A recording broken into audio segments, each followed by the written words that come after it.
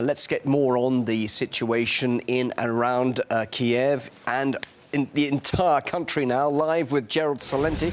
He's Trends forecaster and publisher of the Trends Journal. Gerald, is it fair then to hold the government solely responsible for breaking the truce, punishing them with sanctions and accusing them of actually escalating the violence there in Kiev? Well, as an American, I'm not naive that our country's been involved in overthrowing a number of governments around the world. Iraq, Afghanistan, Libya, I could keep going on. I've never seen such overt action in destabilizing another country or putting America's 2 cents into it. And now this isn't speculation, these are facts. Because if you go back to December, the mid-December, at the National Press Club in Washington, Assistant Secretary of State Victoria Nuland giving a speech, sponsored, by the way, by Chevron, about what was going on in Ukraine, and how basically demanding that Ukraine join the European Union and sign the association agreement.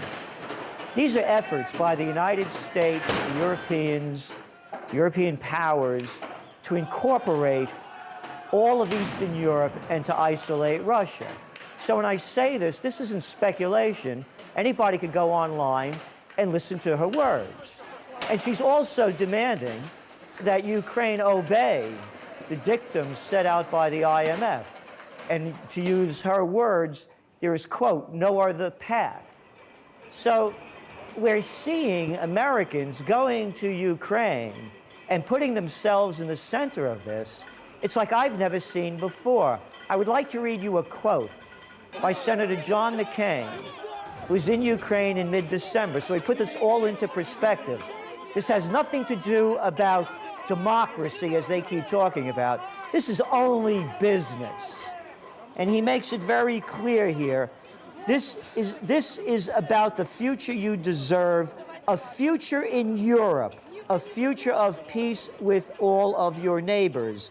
The free world is with you. America is with you. I'm with you. So they're talking about business deals here. And that's all this is about. So, Gerald, with that foreign pressure, the domestic pressure now on Yanukovych, is he going to survive? What's the future now? I don't know. And it depends on how Russia plays into this as well. And if we heard Obama saying that, he can't cross the line and put the people down more. Is Putin going to say, hold the line? So I don't know. But I think it's very important to put this all into perspective. The United States, according to Ms. Nuland, has spent $5 billion in Ukraine over the past few years. So this is about pushing Ukraine and saying that Ukrainians are European, when the polls are showing that I read coming out of there that most people are in favor of a Ukraine-Russian deal with other Eastern European countries rather than association with the European Union. Gerald, thank you very much for your thoughts. Gerald Celente, live here on RT International.